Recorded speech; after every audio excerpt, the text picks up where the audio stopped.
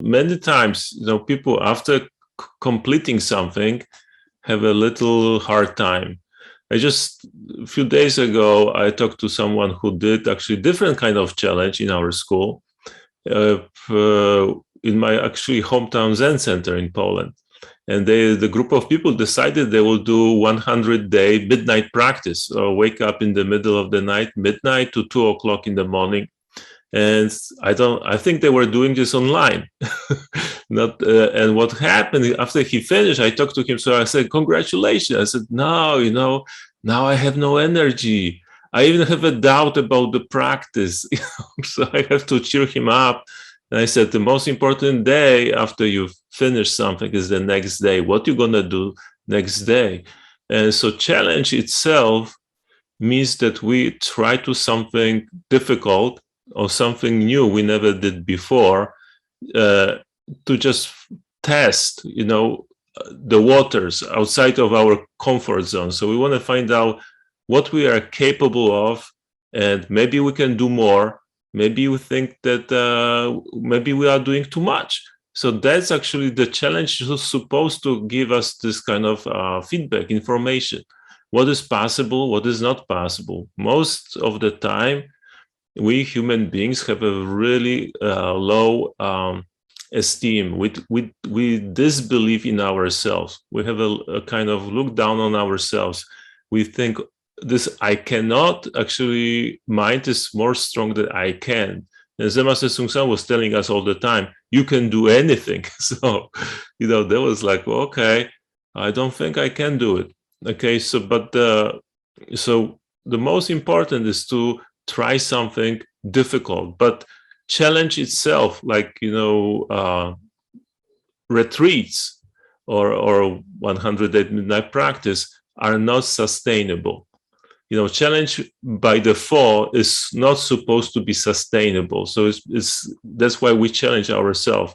So that's why we have a Kyol and Hedger, like, tight practice and then relax, because you cannot be tight all the time. So the most important thing, what we can take out of this experience is what is sustainable. Like a few people already said, the biggest challenge for them was to be keeping continuous practice. And I'm really glad that some of you did that, like, did practice in the middle of the day. Like Sharon and Anne said that they were doing in the middle, and Mary come back to that point very often during a day. So that's actually very important. For me also, this extra short meditation in the middle of the day is kind of resetting the rest of the day. So instead of grabbing a coffee and trying to perk yourself up, don't touch the coffee, sit for 15 minutes or go for mantra walk around the block, or just clap your hands one time.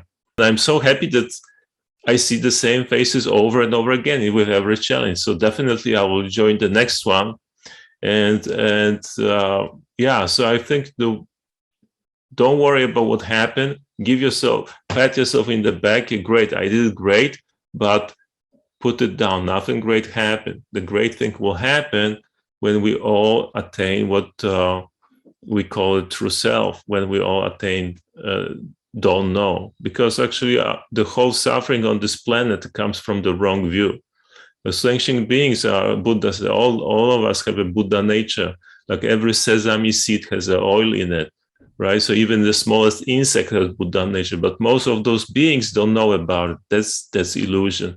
And because of this illusion, we take the ego and reality as something solid, concrete, and we chase something and we run away from something because we have a wrong view. So actually, until we fix this wrong view, our job is not finished. And then when we find a way how to do it, very important is to share with other people, all beings, right? So we don't keep it for ourselves. So our practice is never for ourselves.